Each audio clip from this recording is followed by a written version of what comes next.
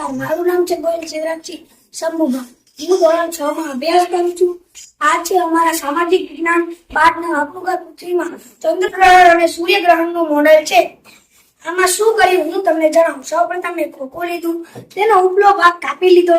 કાપી પછી તેમાં કોરા કાગળ ચોંટાડી તેને કલર કરી લીધો. કલર કરીને મેં તેમાં કોરા કાગળથી સ્ટાર બનાવી ચોંટાડી દીધા. ચોંટાડી પછી મેં એક ગ્લોબ લઈને તેનું ઇલેક્ટ્રિક સાથે કનેક્શન કરી દીધું. કનેક્શન કરી પછી મેં તેના કાગળથી કાપી તેને આવી રીતના ચોંટાડી દીધું. ચોંટાડી પછી મેં સ્ક્રૂ અને ઢાંકણાથી આવું સ્ટેન્ડ બનાવ્યું.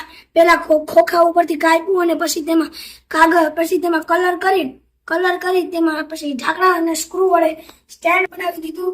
અને પછી મારી પાસે એક જૂનો દડો પડ્યો હતો. મેં તેમાં કાગળ ચોંટાડી તેમાં કલર કામ કરીને તેને પૃથ્વી બનાવી નાખી. અને મારી પાસે એક જૂની દડી પણ પડી હતી. એ દડીમાં મેં પણ એમાં કાગળ ચોંટાડી તેમાં ચંદ્ર જેવો કલર કરી નાખ્યો. તેથી આપણા ચંદ્રગ્રહણ અને સૂર્યગ્રહણનું મોડેલ થઈ ગયું. હવે જો સૂર્યગ્રહણ કેવી રીતના થાય છે તે તમને જણાવું. પૃથ્વીને એક ઉપગ્રહ છે તે પૃથ્વીની ફરતે ફરે છે. ફરતા ફરતા તે ક્યારેક પૃથ્વી અને સૂર્યની વચ્ચે આવી જાય છે.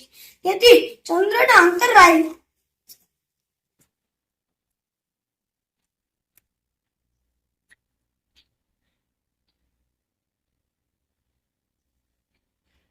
પૃથ્વીને એક ઉપગ્રહ છે તેને એક ઉપગ્રહ છે તેનું નામ ચંદ્ર છે. ચંદ્ર પૃથ્વીની આજુબાજુ ફરે છે.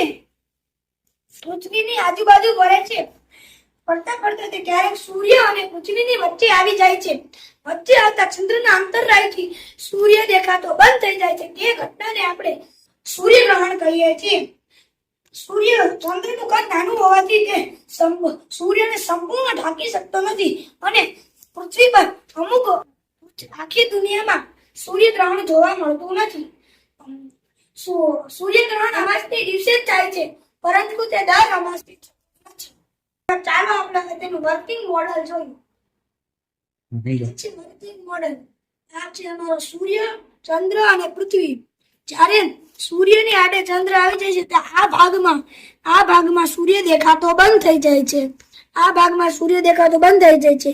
આ ભાગથી સૂર્ય જોઈ શકાય છે, પણ વચ્ચેના ભાગથી સૂર્ય જોઈ શકાતો નથી. અને ચંદ્રનું કદ નાનું હોવાથી તે સૂર્યને સંપૂર્ણ ઢાંકી શકતો નથી.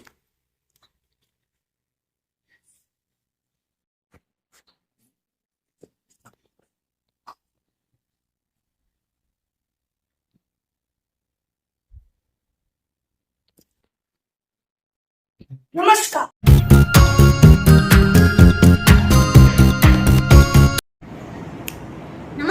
મારું નામ ગોયલ કૃષ્ણ છે પરાક્રમસિંહ છે. હું ધોરણ 6 માં અભ્યાસ કરું છું.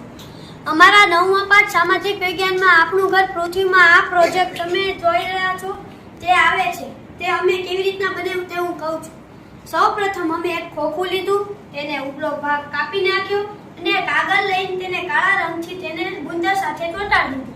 પછી મેં એક ગ્લોબ લીધો અને તેને અહીંયા તોડી નાખ્યું, એક ખાનું કરી નાખ્યું. તેને ગ્લોબને અને ઇલેક્ટ્રિક સાથે જોડી લીધું. પછી આગળનું મારો મિત્ર મોજીદ તમને જણાવશે. નમસ્કાર, મારું નામ ગોયલ મોજીદ સિદ્દીકી દેશી છે. હું ધોરણ 6 માં ભણું છું અને પૃથ્વી અને ચંદ્રનું મોડેલ દેખાડું. પહેલા કાગળિયા ફાડ્યા નકામા, પછી તેને પાણીમાં નાખ્યા, પછી ગોળો વાળ્યો અને રંગકામ કર્યું. હવે મારો ભાઈબંધ વિશ્વરાજ જણાવશે. મારું નામ ગોયલ વિશ્વરાજસિંહ સુભદ્રસિંહ છે. હું ધોરણ 6 માં અભ્યાસ કરું છું અને હું અત્યારે જણાવું છું કે ચંદ્રગ્રહણ કેવી રીતે થાય છે. પૃથ્વીનો એકમાત્ર ઉપગ્રહ ચંદ્ર છે, જેનો પોતાનો પ્રકાશ નથી. સૂર્યની મદદથી તેને પ્રકાશ મળે છે અને ક્યારેક સૂર્ય અને ચંદ્રની વચ્ચે પૃથ્વી આવે છે ત્યારે ચંદ્રગ્રહણ થાય છે. અને ચંદ્રગ્રહણ હંમેશા પૂનમે થાય છે અને દરેક પૂનમે ચંદ્રગ્રહણ હોતું નથી. જ્યારે સૂર્ય અને ચંદ્રની વચ્ચે પૃથ્વી આવે છે ત્યારે ચંદ્રગ્રહણ થાય છે. હવે આપણે કઈ રીતે ચંદ્રગ્રહણ થાય છે તે વર્કિંગ મોડેલ દ્વારા જોઈશું. તો આ સૂર્ય છે, આ પૃથ્વી છે, આ ચંદ્ર છે. જ્યારે આ રીતે સૂર્યનો પ્રકાશ પૃથ્વી પર પડે છે પણ ચંદ્ર પર પડતો નથી. તેથી આટલા ભાગમાં ચંદ્રગ્રહણ થાય છે.